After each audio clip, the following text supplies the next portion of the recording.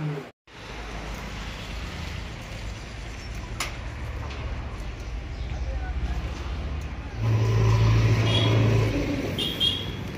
केला होता तुम्ही आम्हाला?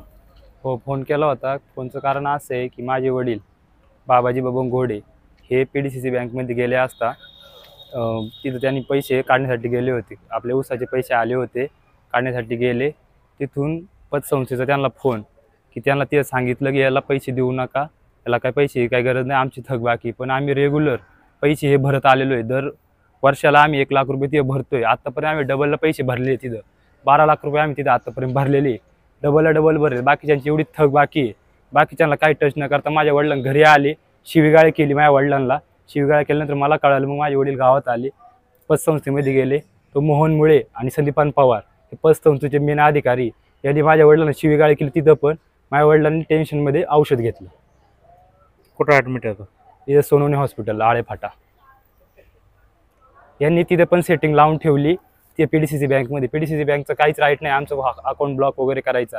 आम्ही त्यांना रेग्युलर करणारच होतो ना, 50,000 रुपये देणारच होतो. 51,000 रुपये त्यांना द्यायची आमची बोली होती. म्हणलं आम्हाला हे पैसे काढू द्या, आम्हाला 1 लाख रुपये दुसरी का गरज आहे, 1.5 लाख रुपये अकाउंटला पडू नये. पण हे आम्हाला पैसे काढून नाही दिले. मॅनेजरला फोन केला होता, मॅनेजर नुसतं हॅलो हॅलो करतोय, आता काहीच बोलत नाही. आम्ही सगळे रिक्सरमध्ये चाललेलो आहे. 1 रुपया पण यांचा ठेवणार नाही आम्ही, असं हिशोबाने होतो. आम्ही सगळे त्यांचे पैसे देणार होतो. हे आज माझ्या वडिलांनी शिवीगाळ केली. माझ्या वडील तिथे गेले, तिथं पण त्यांनी शिवीगाळ केली. मग माझ्या वडिलांनी औषध घेतलं.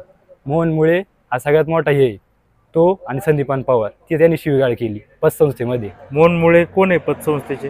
त्या अध्यक्ष आहेत याले, व्यवस्थापक समिती मॅनेजर. हा, मॅनेजर.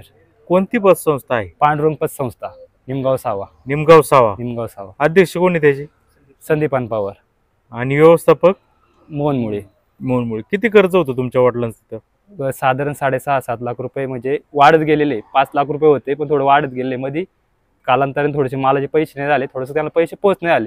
पण नंतर मी परत रेग्युलर करून घेतलं होतं. मी त्यांना पैसे वर्षाला 1 लाख रुपये पेड करत आलेलो आहे. कधी कर्ज घेतलंय? किती वर्ष झाली? कर्ज मी 2016 साली घेतलं होतं. 16ला. काय भरणा करत नाही तुम्ही? हां, भरत नव्हते का? भरत होतो. 2016ला घेतलं, परत ते म्हणले रिन्यू करून घ्या. 2020ला परत रिन्यू करून घेतलं. परत ते कर्ज आम्ही पण व्याज 1 रुपया पण यांचं ठेवलं नाही. आतापर्यंत तुम्ही आता पण स्टेटमेंट जाऊन बघा, 1 रुपया पण यांचं व्याज ठेवलेलं नाही. 1 रुपये भरलेली. म्हणजे व्याज देताय तुम्ही? आम्ही व्याज देतोय, पण यांची मोगलाई इन्स्टॉलमेंट राहिलेली आहेत. व्याज देताय? हा, व्याज देतोय आम्ही. 1 रुपया पण यांचा व्याज ठेवलेला नाही. बर. काय म्हटले मोगलाई? काय मोगलाई यांची माल दिली की तिथं PDCC बँकला जाऊन सांगतात की बाबा असं असं यांना पैसे नका देऊ. काय संबंध सांगायचा, आम्ही तुम्हाला देणारच नाही व्याज. पीक कर्ज देऊ नका. हा, नाही आमचं पैसे पडलेले तिथं. ऊसाचे पैसे आमचे जे बिल आले ना, त्यातले आम्ही त्याला 50,000 रुपये देणार होतो आमचं व्याज. तर याने आम्हाला 1 रुपया पण ते काढून नाही दिला. म्हणले तुम्ही त्यांचं लेटर घेऊन या, मग तुम्हाला पैसे भेटेल. म्हणजे तुमचं PDCC बँक आता बंद झालंय, ब्लॉक केलंय अकाउंट. किती आले अकाउंट मध्ये? त्या 1,25,000 रुपये आले आमची पट्टी. ते काय म्हणतात सगळे आम्हाला द्या? सगळे आम्हाला द्या. मग दिलं तर काय होईल? दिलं तर काय आम्ही सगळं द्यायला तयार, पण त्यांनी अशी शिवेगाळ वगैरे करायचं काय संबंध नाही ना साहेब. कोणी केली शिवेगाळ तुमच्या वडिलांना? मोहन मुळे, संदीपान पवार अशी म्हणले तुला काय करायची ते कर, आम्ही आमचं बघू, आमच्याकडे पावर आहे. कधी शिवेगाळ केली? सकाळी. आणि 2 दिवसापूर्वी त्यांनी फोन केला होता.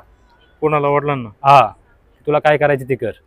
2 दिवसापासून काय वडिलांची काय परिस्थिती होती? फोन आल्यावर वडिलांचं सगळं साधारण 2 दिवस ते म्हणले काय की तू थांब, तुला 2 दिवसांनी लेटर देतो, तू पैसे काढायचा. तर वडील 2 दिवस थांबले. आज शनिवार आहे, आज ये म्हणले. सकाळी वडील तिथे गेले असता त्यांनी पहिलंच येऊन तिथं घरी केलं होतं लेटर बिटर की पैसे भर असं तसं. पण आपण रेग्युलर खातेदार आहे आणि त्यांनी आज आमच्यासोबत वागणूक.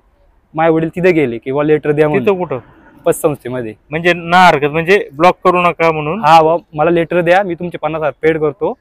तिथे गेले होते माझे वडील आणि तिथं मग त्यांनी शिवगाळ केली. मग वडिलांनी टेन्शनमध्ये औषध घेतलं. कुठं घेतलं औषध? पतसंस्थेमध्येच. पतसंस्थेमध्ये? हो. काय होतं औषध? टर्गा. आपलं हे काय होतं, रोगर होतं. रोगर? आणि मग त्यांना कुणी नेलं दवाखान्यात? मग त्यांना तिथं आमचे कोंडीभाऊ घोडे होते, आमचे नातेवाईक आहे, ते तिथं होते. बाकीचे सगळे निघून गेले. मग त्यांना माणूस की आहे का नाही, माणसाने हे केलं. पैसे आज नाही उद्या भेटणार आहे ना. मग तुम्हाला इथं त्यांना इथं दवाखान्यात भरती केले? हा, आम्ही दवाखान्यात भरती केलेली. आता काय उपचार केले डॉक्टरांनी? चालू आहे, त्यांनी सगळं काढले बाहेर. आता मी थोड्याशा गोळ्या वगैरे बाहेरून घेऊन आलोय, 7-8 हजार रुपयाच्या दिल्यात त्यांना. आता हा खर्च मी त्यांच्याकडूनच घेणार. हा खर्च नाही, मी त्यांना रिक्सर सांग नाही, माझ्याकडे रुपया मागायचं नाही. मागाय आले तर आम्ही पण सांगू कसे पैसे द्यायचे. संस्थेचे पैसे आहेत ते बाकीच्या लोकांचे बी पैसे असतात त्यात आहे ना. मग तुम्ही असं भरायला पाहिजे होतं ना भाऊ, काही ना काही नाही, पैसे. आपण व्याज भरतोय ना, व्याज 1 रुपया हप्ता भरतोय, व्याज चालू आहे आमचं. मग आता कशी आहे तब्येत त्यांची? आता सांगितलं डॉक्टरनी की ठीक आहे, अजून तर काही सांगू शकत नाही. ते म्हणजे डोक्याच्या बाहेर आहेत का? डोक्यामध्ये त्यांनी लिहून घेतलंय की पेशंट कसं नाही का, आमच्या जबाबदारी आम्ही आमच्या पद्धतीने प्रयत्न करतोय, वाचलं तर ठीक, असं लिहून घेतलंय, आमच्याकडून सह्या वगैरे करून घेतले डॉक्टर बरं, मग साहेब. आता पोलीस आले होते का? अजून नाही आले. आलेत ना, आलेत. मी काय तक्रार आहे तुमची? हीच तक्रार कुणाविरुद्ध? त्यांच्या विरुद्ध, पतपेढी विरुद्ध. म्हणजे तुमच्या वडिलांना प्रवृत्त केलं औषध खाण्यास? हो. कोण तुम्ही कोण? गावामध्ये कोणाला पण जाऊन विचारा, माझे वडील कसे. नाही नाही, पण कोणाविरुद्ध तक्रार आहे? संदीपान पवार, मोहन मुळे. या दोघांविरुद्ध आहे. हो.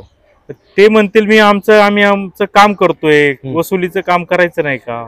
अहो, शिवीगाळ करायचं काम काय मग? माणसाला मानसिक बाकीचे कोटी कोटी रुपये कर्ज आहे, मग त्यांना का नाही शिवीगाळ करते? आम्ही गरीब आहे म्हणून आमच्या घ्यायचं का? कोणाचं कोटीचं कर्ज आहे? बरेच जण आहे, नाव नाही सांगणार आता मी. म्हणजे त्याच्यात पण गपलाय असं तुमचं म्हणणं आहे का? आपलं ते जाऊन बघा एकदा तुम्ही पतपेढी मध्ये, कळण तुम्हाला सगळं वाचल्यावर. ठीक आहे, मग फक्त शिवीगाळ करायला नव्हती लागत म्हणून हा शिवीगाळ प्रकार करायला नव्हती घडला. पाहिजे, वडिलांना सहन नाही झालं, वडिलांनी औषध घेतलं. पैसे भरणारच होतो आम्ही 2 महिन्यानंतर, त्यांना सांगितलं 2 महिन्यानंतर तुमचे कर्ज आम्ही नील करणार आहे, तुमचं काहीच नाही ठेवणार, फक्त आम्हाला हे काढू. किती पैसे द्यायचेत आता कुठे? बँकेला त्या व्याजासकट? व्याजासकट 6.5 पर्यंत गेला असं. 6.5 लाख रुपये. हा, मग व्याज वगैरे पकडून. मग हे 6.5 लाखापायी उद्या यांचा जीव पण जाऊ शकतो ना. मग हे आता आम्ही कोणाला सांगणार, सांगा बरं साहेब. तुम्ही पण भरायला पाहिजे ना. नाही, आम्ही करणारच 2 महिन्यानंतर कर्ज नीलच करणार होतो, त्यांना सांगतोय. शेतीचे पैसे नाही झाले, म्हणजे शेतीने साथ नाही दिले आम्हाला. ऊस जळाला माझा वरती, शॉर्ट सर्किट होऊन. किती एकर ऊस आहे? ऊस माझा 1.5 एकर होता. अजून काय शेती? तेवढी शेती, माझं दुकान आहे रिपेअरिंगचं. काय रिपेअर करत? पंप रिपेअर करतो, स्प्रे पंप. भागत नाही का? होतंय, पण कसं आता थोडंसं शेतीने साथ नाही दिलं, ऊस जळाला आता शॉर्ट सर्किट होऊन 1.5 महिन्यापूर्वी. तुमची कर्ज भरण्याची मानसिकता आहे ना? हो, आमची मानसिकता 100% आहे कर्ज भरण्याची.